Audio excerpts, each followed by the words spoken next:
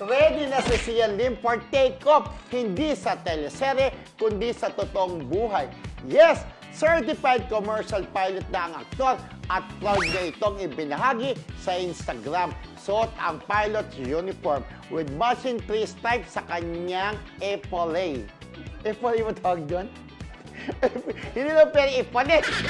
Epaulet kasi, ano di ba may ganon? Reserve bag ng epaulet. Welcome ni Sian. Parang panaginip daw ang lahat dahil sa bilis ng mga pangyayari mula sa private pilot license noong January. Ngayon ay may CPL na siya.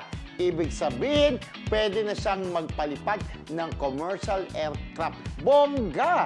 Nagpasalamat siya sa mga instructors at privates niya sa Top Flight Academy at may pa-inspirational din siyang linya.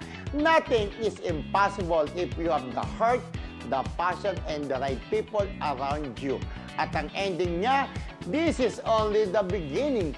Let's keep flying.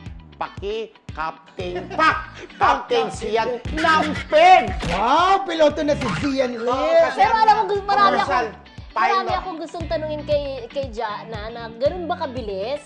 Di ba si Jana kasi took her like ilang 600 hours ata kay Jana. Baka ito doon pa yung nag-start eh. Kay January lang. Si Jana, ang tagal niya na sa kurso niya kasi. Parang baka kasi since wala namang ginagawa ngayon si Sian, baka nag-focus siya doon. Nag-focus siya doon yung oras, di ba? Natapos niya. Baka inaraw-araw niya. Pero ano ba yung nakita ko pagka naging pilot ka na parang binubusan pa nga ng tubig? Tubig, oo. Ibig sabihin natapos nila. Kasi si Jana, nakita natin binuhusan ng tubig. Pero to at least, di ba?